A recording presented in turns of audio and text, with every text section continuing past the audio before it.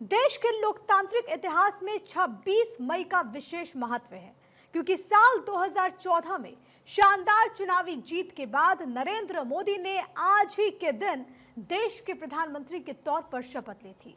2014 में वक्त बदला, सत्ता बदली, नेता बदला। एक ऐसा नेता जिसने देश का कायाकल्प कर दुनिया के सामने एक मिसाल खड़ी कर दी। पिछले 11 सालों से पीएम मोदी का नेतृत्व एक बदलाव की मशाल लेकर देश और समाज बदलने में लगा है। 2014 से भारत विकास की राह पर है। आज संपूर्ण विश्व में भारत डिजिटलाइजेशन, इंफ्रास्ट्रक्चर और समाज कल्याण के क्षेत्र में की जा रही मोदी सरकार की पहल के लिए जाना जा रहा है। सबसे पहले आपको मोदी की 11 गारंटीज के बारे में बता देते हैं जिसको पूरा किया गया। इसमें प्रधानमंत्री आवास योजना, इसके तहत 4 करोड़ 20 लाख घरों का निर्माण हुआ।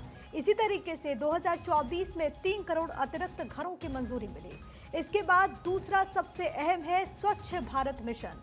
6.28 मिलियन शौचालयों का निर्माण हुआ।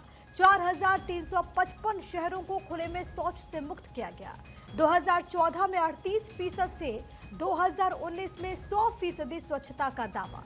पीएम गरीब कल्याण अन्न योजना भी बहुत महत्वपूर्ण है, ये भी गारंटीज में शुमार है। 80 करोड़ लोगों को मुफ्त राशन मिला, जिसे 2023 में 5 साल के लिए बढ़ाया गया। इसी तरीके से पीएम किसान सम्मान निधि, 11 करोड़ से अधिक किसानों को सहायता मिली। 2,60,000 करोड़ रुपए की सहायता मिली। इसी तरीके से पीएम फसल बीमा योजना, 50 करोड़ से अधिक किसान लाभान्वित हुए। 50 से अधिक फसलों के लिए बीमा कवरेज का प्रावधान है। योजना के 18 फरवरी 2025 को 9 साल पूरे। इसी तरीके से वंदे भारत और अमृत भारत स्टेशन योजना भी इसमें शामिल है। भारतीय रेलवे के आधुनिकीकरण को बढ़ावा इसका उद्देश्य है। स्टेशंस का आधुनिकीकरण, हाई स्पीड ट्रेन्स का विस्तार, 18 राज्यों और केंद्र शासित प्रदेशों में 103 स्टेशन शामिल। इसी तरीके से पीएम सूर्य घर मुफ्त बिजली योजना, मुफ्त बिजली प्रदान करना इसका उद्देश्य रहा। 1 करोड़ घरों को हर महीने 300 यूनिट बिजली मिली। पीएम कौशल विकास योजना, युवाओं को रोजगार के लिए तैयार करना। 1 करोड़ 40 लाख लोगों को प्रशिक्षण और रोजगार मिला। जनधन योजना के जरिए हर भारतीय को बैंकिंग सुविधाओं से जोड़ना इसका मकसद रहा। 51 करोड़ से अधिक जनधन खाते खोले गए। गरीबों को वित्तीय सशक्तिकरण, डीबीटी का लाभ मिला। मेक इन इंडिया, स्वदेशी विनिर्माण निवेश को बढ़ावा देने की पहल की गई। भारत में मोबाइल रक्षा उत्पाद में निवेश बढ़ा। Ease of doing business ranking में सुधार हुआ। आयुष्मान भारत योजना, दुनिया की सबसे बड़ी स्वास्थ्य योजना, गरीबों को 5 लाख का मुफ्त स्वास्थ्य बीमा मिला। 50 करोड़ से अधिक लोगों को स्वास्थ्य कवर मिला। आत्मनिर्भर भारत अभियान, 20 लाख करोड़ रुपए के आर्थिक पैकेज से शुरू हुई योजना। स्वदेशी उत्पादन, स्टार्टअप्स को बढ़ावा मिला। रक्षा समेत कई क्षेत्रों में आयात पर निर्भरता कम हुई। तो ये सिर्फ और सिर्फ गारंटीज नहीं है, ये संकल्प लिया गया जिसको पूरा भी किया गया। तो आज इन्हीं 11 सालों पर हम बात करेंगे, सफर के बारे में बात करेंगे। कुछ खास मेहमान इस वक्त मेरे साथ मौजूद हैं, परिचय करवा दूं। मेरे साथ मौजूद हैं एडवोकेट हर्ष दहिया, राजनीतिक विशेषज्ञ के तौर पर। हर्ष जी स्वागत। सूर्य मैथिल जी भी राजनीतिक विशेषज्ञ के तौर पर हमारे साथ मौजूद है। सूर्य जी आपका भी स्वागत। और सुनील कौशिक ने भी हमें ज्वाइन किया है, आप भी राजनीतिक विश्लेषक हैं, आपका भी स्वागत। सबसे पहले सूर्य मैथिल जी, आप ही के साथ चर्चा की शुरुआत करते हुए, 11 सालों में बहुत कुछ बदला, नीतियां बदली, नजरिया बदला, भारत को देखने का तरीका भी बदला, लेकिन राजनीतिक विश्लेषक के तौर पर मोदी सरकार के, प्रधानमंत्री नरेंद्र मोदी के इस 11 साल के सफर को आप कैसे देखते हैं? धन्यवाद प्रिया। पहले तो आपको और पूरे देश को भारत माता की जय, वंदे मातरम। और वट सावित्री व्रत की भी हार्दिक शुभकामनाएं पूरे देश की सुहागिन बहनों। देखिए, आपने कहा कि हम कैसे देखते हैं, तो मैं ऐसे देखता हूं जैसे कि एक साइकिल पे चलते हुए व्यक्ति के हाथ में रोल्स रॉयल्स पकड़ा दिए। भारत के विषय में मैं केवल इतना कहना चाहता हूं, हो सकता है ये मेरी टिप्पणी जो है कुछ ज्यादा ही आपको सकारात्मक और पॉजिटिव लगे, लेकिन प्रिया जी, 2014 से पहले इस देश के अंदर यदि हम कोई चेक को भंजाने के लिए बैंक में डालते थे तो पैसा हमारे अकाउंट में आने के लिए 5 दिन लगते थे। पहले वो चेक हम जमा करते थे, फिर वो आगे भंजने के लिए जाता था, उसके बाद वो चौथे दिन या 5वें दिन हमारे अकाउंट में आता था। और आज वही पैसा अगर हम चाहें तो with in a second, 1 second के अंदर हमारे अकाउंट में आ जाता है। हम भेज भी सकते हैं और आता भी है। दूसरी चीज, हमारी अर्थव्यवस्था, आप देखिए कि एक समय था कि भारत की अर्थव्यवस्था 10वें स्थान पे 11वें स्थान पे थी। दूसरी चीज, भारत की अर्थव्यवस्था को जो इंटरनेशनल रेटिंग एजेंसीज हैं, मूडी है या और भी कई एजेंसीज हैं, उन्होंने जंक में डाल दिया था, क्योंकि भारत की अर्थव्यवस्था लगातार गिरती चली जा रही थी। हमारा जीडीपी गिरता चला जा रहा था, ग्रोथ रेट गिरता चला जा रहा था। 11 वर्ष के अंदर भारत की अर्थव्यवस्था जो है वो आज चौथे स्थान पर पहुंच गई। साथ ही साथ भारत एक उपनिवेश की तरह चीन के द्वारा बनाए गए बाजार की तरह बिहेव करता था। भारत के अंदर चीन के उत्पाद भरे पड़े थे। जहां आप देखिए वो चीनी आइटम्स मैन्युफैक्चर होकर हिंदुस्तान में आती थी। आज हम make in India, made in India, stand up India, startup India के माध्यम से भारत में ही नहीं पूरे विश्व के अंदर भारत से बना हुआ प्रोडक्ट बेच रहे हैं। आज मेक इन इंडिया एप्पल भी जा रहा है। एक और महत्वपूर्ण बात, भारत की सेनाएं 2011, 12, 13 की मैं बात कर रहा हूं, तब जनरल वीके सिंह ने क्या लिखा था कि भारत की सेनाओं की स्थिति बहुत दयनीय है, हालात बहुत खराब है, हमारे सैनिकों के पास यहां तक कि ब्लड प्रूफ जैकेटें भी नहीं है और हमारी सेनाओं की रिस्ट्रक्चरिंग की अत्यंत आवश्यकता है। 11 साल का विषय, 11 साल का अंतराल बीता है और 11 साल में हम लोगों ने 3 बार पाकिस्तान को सर्जिकल स्ट्राइक करके घुस के मारा है। साथ ही साथ भारतीय सेनाओं के पास में इस समय में विश्व के इस समय के लेटेस्ट हथियार भी हैं। हम अपने देश में हथियार बनाकर आज की डेट में और ये जो सारी बातें आप कह रहे हैं, ये भारत को एक बहुत बड़े देश के तौर पर तो स्थापित करता है, प्रधानमंत्री को एक ग्लोबल लीडर के तौर पर तो स्थापित करता है, लेकिन हर एक भारतीय को एक उम्मीद भी देता है। आपने कहा कि आप बहुत ज़्यादा सकारात्मक है और मुझे लगता है कि हर एक व्यक्ति सकारात्मक होगा, इसलिए हमने कोई सियासी बहस इस पर नहीं की। हम चाहते थे कि पूरा एनालिसिस हो इन 11 सालों का, इसीलिए आप तीनों मेहमानों को हमने बुलाया। सुनील जी, मैं आपके पास आना चाहूँगी। और हाल में जो रिपोर्ट सामने, और ये खुशखबरी है कि हम चौथी सबसे बड़ी इकोनॉमी बन चुके हैं $4 ट्रिलियन के साथ, लेकिन जो लक्ष्य है विकसित भारत 2047 का, उसको अचीव करने के लिए अभी भी बहुत कुछ करने की जरूरत है। अगर ग्रोथ रेट के लिहाज से हम देखें तो वो 6% से ज्यादा है, लेकिन अगर हमें 2047 तक विकसित भारत के संकल्प को हासिल करना है तो 10% हमें चाहिए होगा ग्रोथ रेट। देखो प्रिया जी, आपने अपनी रिपोर्ट में बिल्कुल माइक्रो लेवल पर जाकर के 11 जो बड़ी योजनाएं थी, जो देश के निचले तबके तक लोग उस योजनाओं को महसूस करते हैं, बड़ा अच्छा आपने तरीके से उसको समझा दिया।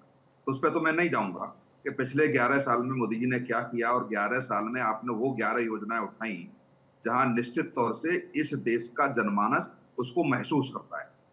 जैसे आपने स्वच्छ शौचालय की बात, आप देखिए ग्रामीण महिलाओं में जाके बरसात के दिनों में, ठंड के दिनों में क्या व्यवस्था वहां रहती थी। निश्चित तौर से महिलाओं से बात करो तो ये बड़े गर्व वाली बात महसूस करती है और इसके लिए दिल से आत्मा से मोदी जी को धन्यवाद देते। दूसरा, सबसे आपने कहा कि आयुष्मान योजना, हम लोग ने देखा है निचले स्तर पर कि छोटे तबके के जो लोग थे, मजदूर तबके के जो लोग थे, उनके घर में बीमारी हो जाए तो जो भी कुछ उनके पास होता था वो सब बेच डालते थे या गिरवी रख देते थे। लेकिन सुनील जी, कहीं कोने से तो खबर आती थी कि उन्होंने अपने देश बच्चे का कोई गिरवी रख दिए। प्रधानमंत्री ऐसा होगा जो कि लाल किले के प्राचीर से शौचालय को लेकर के बात करेगा, लोगों को जागरूक करेगा? कभी नहीं सोचा, कभी नहीं सोचा, कभी हम लोगों ने नहीं सोचा कि इतनी स्वच्छता अभियान, आप देखिए, कोई झाड़ू लगा सकता है क्या? कोई प्रधानमंत्री झाड़ू के लिए प्रत्येक नागरिक को प्रेरित कर सकता है? कभी हम सपने में भी नहीं सोच सकते थे। वो छोटी छोटी समस्याएं, जिन समस्याओं से इस देश का जनमानस जूझ रहा था और जिसकी नजरें किसी की जा ही नहीं रही थी उधर, वो चीजें निश्चित तौर से मोदी जी ने करके उस जनमानस के दिल को छूने का प्रयास किया और वही एक उनको तीसरा टर्म मिला। अब ये सब विपक्ष मानने के लिए तैयार नहीं है। तीसरी बार सरकार केंद्र में आती है तो निश्चित तौर से जिन 11 योजनाओं का आपने जिक्र किया, उन 11 योजनाओं का बड़ा अहम रोल है।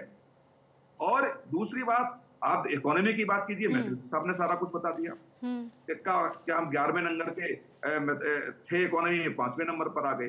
तीसरे की बात कर रहे हैं हम लोग, चाहे हथियारों की बात हो, चाहे हमारे यहाँ जो भी प्रोडक्शन हो रहे हैं, निर्यात की बात हो, 2014 से पहले का निर्यात और 2024 के बाद के निर्यात के आप तुलनात्मक अध्ययन कर लीजिए आंकड़ों के साथ। तो ये सब चीजें निश्चित तौर से, और जो विजन है भारतीय जनता पार्टी का या नरेंद्र मोदी जी का, तो 2047 जो आपने कहा कि 2047 तक हम कहां जाएंगे, देश हमारा कहां खड़ा होगा, मैं ये दावे के साथ कह सकता हूं कि इसी तरीके से ब्लूप्रिंट बना के केंद्र सरकार काम करती रही तो 2047 में हमारा देश इकोनॉमी पे जरूर निश्चित तौर से हम कहेंगे दूसरे नंबर पर होगा। और सबसे बड़ी और बात है कि दूसरे खुद अन्य प्रधानमंत्री भी देशों इस के बात का लिए जिक्र करते हैं कि ये तो पूरा सफर है। अब देखिए साल 2015 में हमारी इकोनॉमी थी 2.1 ट्रिलियन डॉलर की, अगर मैं गलत नहीं हूं तो उस वक्त हम 11वें नंबर पर थे और अभी हम 4th नंबर पर आ गए। 100% से भी ज़्यादा इसमें उछाल आया है। तो ये तमाम जो कदम उठाए गए उसके पीछे यही कारण है कि हम लगातार तरक्की करें इकोनॉमी के लिहाज से भी। लेकिन एडवोकेट हर्ष दहिया, मैं आपके पास आना चाहूँगी, मैं आपसे ये दरअसल समझना चाहूँगी क्योंकि इस पूरे 11 साल के कार्यकाल के दौरान प्रधानमंत्री नरेंद्र मोदी की छवि ऐसी बनी कि वो बड़े और कड़े फैसला लेना जानते हैं। जो वादे किए गए, चाहे वो धारा 370 को लेकर के हो, चाहे वो राम मंदिर को लेकर के हो, चाहे वो ट्रिपल तलाक को लेकर के हो, जिसको लेकर के कहीं ना कहीं ये लग रहा था कि क्या ये सारे फैसले लिए जा सकते हैं क्या, लेकिन प्रधानमंत्री ने न केवल फैसला लिया बल्कि उसको इम्प्लीमेंट भी करवाया। प्रिया जी, रामायण का एक श्लोक है, अपि स्वर्णमयी लंका नाम लक्ष्मणा रोचते जननी जन्मभूमिश्च चा स्वर्गदपि गरियासी। इसमें श्री राम लक्ष्मण जी को कहते हैं कि हे लक्ष्मण, मुझे ये सोने की लंका भी प्रिय नहीं लगती, जननी और जन्मभूमि मेरे लिए स्वर्ग से भी ऊपर है। अगर इस श्लोक का जो मतलब है वो जमीनी स्तर पे श्री राम, श्री कृष्ण और हमारे जितने भी अवतार हुए उनके बाद किसी ने उतारा है तो वो श्री नरेंद्र मोदी जी हैं, जिन्होंने जननी और जन्मभूमि के लिए इतना काम किया है, इतनी डेवलपमेंट करी है कि उनका शुक्रिया अदा नहीं किया जा सकता। आपने जैसे बात कही, आप 2000, मैं देखिए, मैं अपना पर्सनल एक्सपीरियंस बताऊंगा, मैं क्यों नरेंद्र मोदी जी के लिए वोट करता हूं, क्यों मैं उन्हें सपोर्ट करता हूं। 2014 जो सबसे बड़ा रीजन है मेरे लिए, 2014 से पहले का समय था जब कोई भी हिंदू फेस्टिवल होता था तब हमें किसी भी मार्केट या मॉल जाने में डर लगता था, क्योंकि ये डर रहता था कभी भी कहीं ना कहीं ब्लास्ट हो सकता है। जैसे ही हिंदू फेस्टिवल पास आते थे देश में रेड अलर्ट जारी हो जाता था कि किसी ना किसी भीड़ भाड़ वाली जगह पे कभी भी ब्लास्ट हो सकता है। आप वो 2014 से पहले का समय है और वो 2014 से बाद का समय है जब हम अपने देश में सुरक्षित महसूस करते हैं, जब हम एक कॉन्फिडेंस के साथ रह सकते हैं। मैं कहता हूं कि एक बार डेवलपमेंट को साइड हटा दीजिए, अगर डेवलपमेंट, बहुत डेवलपमेंट हुई है, लेकिन उस डेवलपमेंट का हम क्या करें जब देश में ही हमें सुरक्षित फील नहीं होगा। तो मोदी जी की सबसे बड़ी सराहना तो मैं इसी बात में करता हूं कि आज देश का जनमानुष इस देश में सुरक्षित फील करता है, आतंकवाद का डर नहीं है। सीमा पार से अगर कोई आतंकी गतिविधि होती है तो सर्जिकल स्ट्राइक करके उसका जवाब भरपूर तरीके से दिया जाता है। और पूरी दुनिया को मोदी जी ने बता दिया है कि अगर भारत पे प्रहार होगा तो उससे कहीं 100 गुना ज्यादा उसका जवाब दिया जाएगा। और फिर बात करें हम डेवलपमेंट की, तो डेवलपमेंट में आपने भी गिनाया और अगर मैं गिनाने बैठूंगा तो शायद 1 घंटे से ज्यादा ऊपर समय लग जाएगा कि इकोनॉमी ने किस तरीके से प्रोग्रेस करी है, कितनी सारी जो सुविधाएं मोदी जी ने जनमानुष को दी हैं। और आप सबसे बड़ी विडंबना देखिए कि देश को जब 2014 में मोदी जी आए, 65-70 साल हो चुके थे आजाद हुए, और उस समय पे भी देश के घर घर तक शौचालय नहीं पहुंचा था, बिजली नहीं पहुंची थी, जल नहीं पहुंचा था। तो आप ये देखिए, वर्ल्ड की हम टॉप इकोनॉमीज में काउंट करते थे खुद को, लेकिन हमारे सिटीजन्स के पास बेसिक नेसेसिटीज भी तब तक नहीं पहुंची थी, स्वच्छता की कोई बात ही नहीं करता था। ये मोदी जी थे, क्योंकि मोदी जी खुद गांव देहात से उठ के आए हैं। एक क्या कहते हैं, उन्होंने पिछड़ा समय भी देखा है कि भाई जब गांव देहात में किस तरीके से रहा जाता है, उन्होंने शहर की जिंदगी भी देखी। और जब वो सीएम बने तो उन्होंने इंटरनेशनल ट्रैवल भी किया, तो उन्होंने देखा कि दूसरे देशों में किस तरीके से हो सकता है। तो जो खुद और निचले स्तर से सबसे उठ बड़ी के आया बात है हो। हर्ष जी कि बिल्कुल माइन्यूट उन्होंने काम किया। आप प्रिया जी, देखिए इसमें एक शौचालय बात मैं ऐड करना शौचालय से, चाहूंगा, हाँ बस एक बात ऐड करना चाहूंगा। अभी आ आप रही ये हूँ। देखिए, जो गांव देहात से उठ के आया है वही गांव देहात की सुविधा क्या लैक करते हैं गांव देहात, क्या उनके पेन पॉइंट्स है वो समझ सकता है। जो सिल्वर स्पून के साथ दिल्ली में पैदा हुए, जिनकी सारी एजुकेशन फॉरेन में हुई, जिन्होंने गांव देहात देखा नहीं, गांव देहात जाते हैं तो उनका पैक टिफिन जाता है, वो गरीब के घर पे पैक टिफिन खाते हैं, वो नहीं समझ सकते। ये मोदी जी जैसा ही कोई लीडर समझ सकता था जो खुद उस परिप्रेक्ष्य से आता हो, जहां पे उन्होंने वो सारे दर्द देखे हों, ताकि वो देश के दर्द पे दवा लगा सके। बिल्कुल, शौचालय से लेकर के हथियारों तक आज भारत हर एक विषय पर अपनी राय रखता है, अपनी बात रखता है और देश को आगे भी बढ़ाना जानता है। अब सूर्य मैथिल साहब, आप कुछ ऐड ऑन करना चाहते थे, आप ऐड ऑन कीजिएगा, लेकिन मैं आपसे ये समझना चाहूंगी क्योंकि अक्सर महंगाई का मुद्दा बहुत ज़्यादा उठता है और विपक्ष भी इसको लेकर के हम देखते हैं कि किस तरीके से हमलावर रहा। लेकिन मैं आज एक डेटा देख रही थी, खुदरा महंगाई दर इस वक्त 3.16 है, ऐतिहासिक रूप से सबसे कम। हाल के अगर हम कुछ आंकड़ों को देखें, इससे पहले की सरकार में साल 2009 में ये 10.882% था, 2010 में 11.989, साल 2011 में 8.85, साल 2012 में 9.312। क्या ये महंगाई दर जो अभी सबसे ज्यादा कम है, इस रूप में भी विपक्ष के पास से एक मुद्दा हट गया? देखिए प्रिया जी, मैं आपको बताना चाहता हूं, आपने महंगाई दर के आंकड़े गिनाए। हम तो एक सामान्य भाषा की अगर बात करें कि 2002 से 2004 से 14 तक यूपीए 1 और यूपीए 2 रहा और 2014 के बाद से आज एनडीए 1, एनडीए 2 और एनडीए 3 चल रहा है।